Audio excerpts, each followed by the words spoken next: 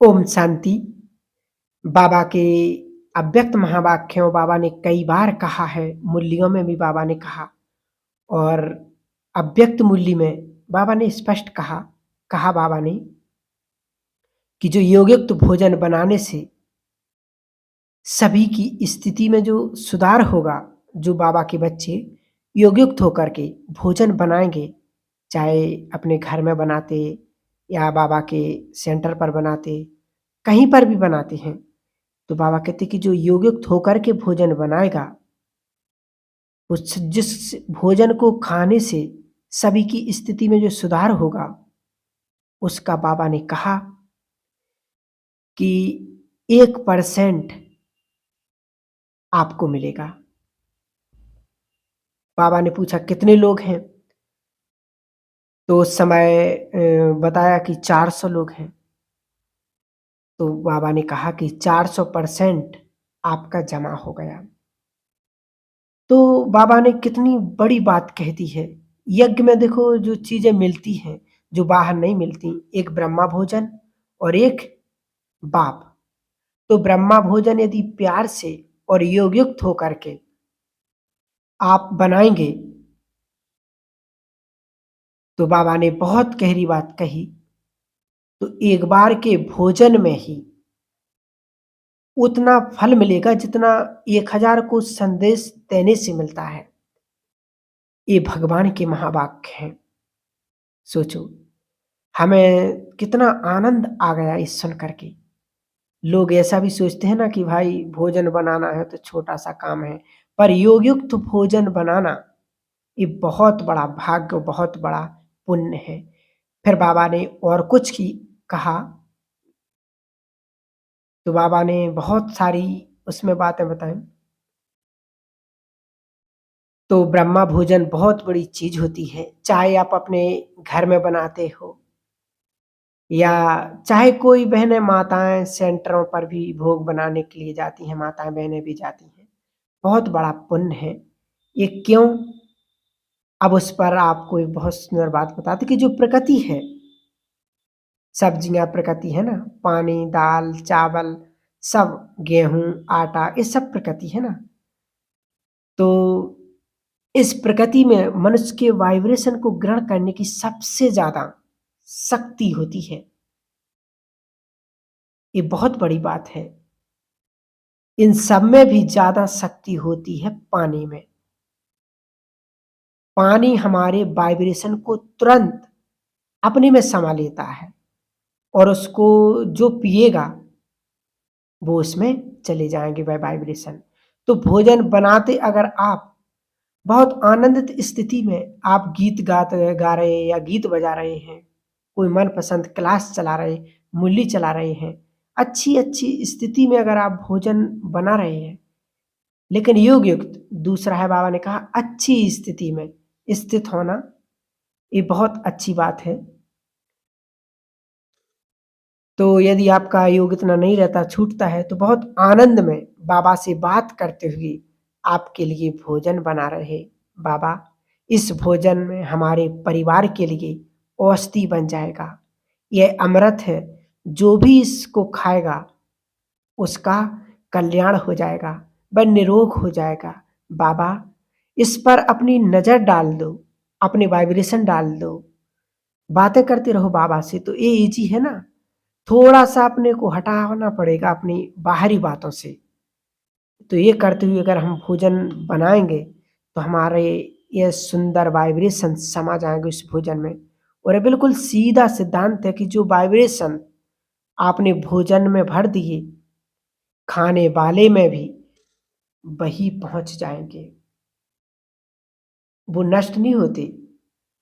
आपने अगर भोजन संकल्प से बनाया कि मैं परम पवित्र आत्मा हूँ, बहुत बार याद दिला कर लिया उसको कि मैं परम पवित्र आत्मा हूँ, तो वो वाइब्रेशन भर गए उस भोजन में।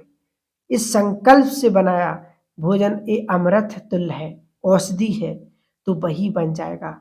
क्योंकि जितनी ऊँची हमारी स्थिति होती है, हमारे संकल्पों का उतना ही गहरा प्रभाव भोजन पर पड़ता है। आप अपने बच्चों की बुद्धि के विकास के लिए कर सकते, भोजन से किसी के छोटे से बच्चे में यदि गुस्सा आता है, उसको क्रोध को शांत कर सकते हो आप भोजन खिला करके, पानी पिला करके। पानी पर देखो बहुत सुंदर अभ्यास हैं, आप सभी ने सुने भी होंगे, क्लास भी सुनी होगी।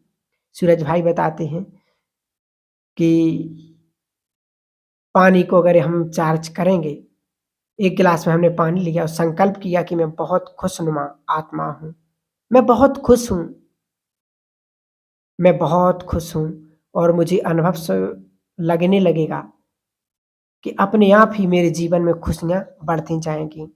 ये पानी का प्रभाव है, हम किसी भी क्षेत्र में उसका प्रयोग कर सकते हैं। जैसे पानी को नहीं इंग्लिश में कहते हैं कि बहुत सेंसिटिव होता है, बहुत तेज़ी से वाइब्रेशन को ग्रहण करता है पानी। इसलिए इसको कहा जाता है मेमोरी को धारण करने की शक्ति पानी सबसे ज़्यादा होती है।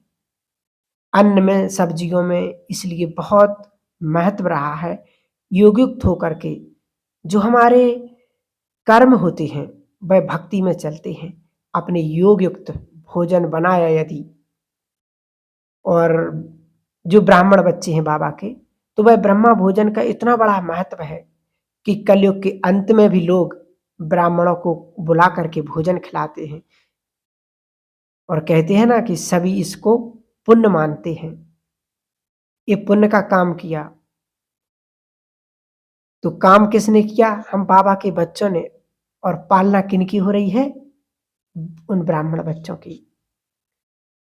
तो जो हर कर्म जो योगयुक्त होकर के किया जाएगा, वह भक्ति में यादगार बन जाएगा। ये बाबा ने सुनाया भी है और ये रहस्य भी बताया कि श्री कृष्ण के हर कर्म की पूजा क्यों होती है, क्योंकि उनके हर कर्म करने की जो योगयुक्त रहने की जो प्रैक्टिस थी कि हर कर्म इसलिए पूजा हो गया उनका, हर कर्म की पूजा होने लगी। बाबा ने बहुत अच्छी बात बताई है, मूल्यों में कई बार आया है बाबा और मम्मा का नींद का समय भी योग में गिना जाता है। इसलिए तो वो 24 घंटे के निरंतर योगी माने जाते हैं दोनों, बाबा और मम्मा। क्यों? जब वो सोते हैं तो योगयुक्त उठते हैं, तो फिर योगयुक्त माना मम्मा बाबा ही इसमें परफेक्ट रहे हैं, एक्सपर्ट रही हैं। इसलिए तो नींद का समय मान लो उन्होंने 5 घंटे की नींद रात को ली, तो वह नींद उनकी जैसी नहीं रहेगी। वो नींद होगी मानो वो बिल्कुल सतोप्रधान स्थिति में विश्राम करके रहे हैं। नींद नहीं, विश्राम, जिसमें तन को भी विश्राम मिल रहा है और आत्मा को भी शांति मिल रही है। तो ये हर कर्म जितना हम योगयुक्त होकर के करते हैं, उतना ही वो यादगार बन जाता है। ये बाबा ने मूल्यों में कहा हुआ है। जो योगी होगा वह ज्ञानी भी होगा, और जो ज्ञान के लिए बाबा ने बहुत अच्छी एक बात बताई थी कि जो ज्ञान का मनन बुद्धि में हो रहेगा।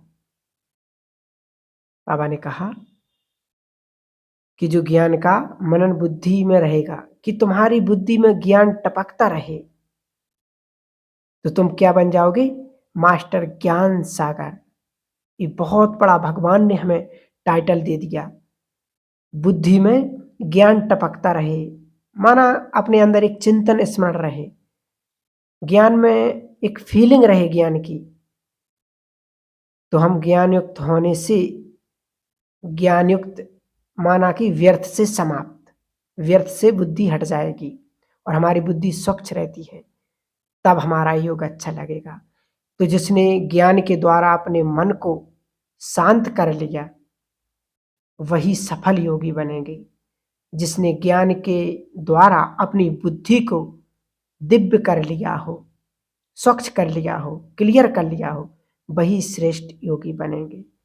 ज्ञान से जिसने अपने को स्वयं में स्थित कर लिया हो, वह स्थिर बुद्धि योगी बन जाएंगे। ज्ञान में ही 5 स्वरूपों के जो अभ्यास हैं, जो सुदर्शन चक्र पूरा, जो हमारे 5 श्रेष्ठ स्वरूप हैं, उन स्वरूप स्मृतियों से जिनका हम अभ्यास करेंगे, तो उनके संस्कार बाबा ने कहा दिव्य होते जाएँगे, प्योरिटी बढ़ती जाएगी। जैसे आत्मिक दृष्टि से प्योरिटी बढ़ती है ना, वैसे बाबा ने कहा कि पाँचों स्वरूपों के अभ्यास से भी हमारी प्योरिटी बढ़ जाती है। ये हमें अपने आप से बात करेंगे, ध्यान करेंगे। बाबा ने मुरली में बहुत सुंदर-सुंदर बातें भी कही हैं कि कलयुग में मनुष्य मनुष्य को पढ़ाते हैं। बाबा ने कहा कि सतयुग में देवता देवताओं को पढ़ाएँगे। ये बाबा ने मुरली में कहा अभी की ही। बाबा ने कहा संगम पर तुम्हें कौन पढ़ाते हैं? स्वयं भगवान। कितना नशा होना चाहिए। ऐसी बातें हमें याद करना चाहिए। अगर 2-4 भी याद आ जाएँगी दिन में, तो इसका असर हमें बहुत समय तक चलता रहता है और इस ईश्वरीय ज्ञान से हमारे व्यर्थ समाप्त होता जाएगा। इससे हमारी बहुत सुंदर स्थिति भी बनती जाएगी। तो ये है छोटी-छोटी ज्ञान की बातें। बाबा ने कहा कि बच्चे, तुम देवताओं के साथ 2 युगों तक रहे। मनुष्यों के साथ भी तुमने बहुत रहकर देख लिया। अब तुम भगवान के साथ रहो। जितनी बार याद करेंगे, युग लगता जाएगा ना। मज़े की बहुत सुंदर बात है ये।